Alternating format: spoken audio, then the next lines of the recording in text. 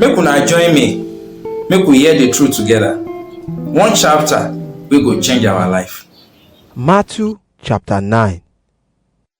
Jesus enter boat, come cross go in hometown for the other side.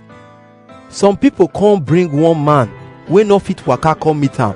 When Jesus see as their faith strong reach, he come tell the man wey no fit waka, My pikin, make you not fear.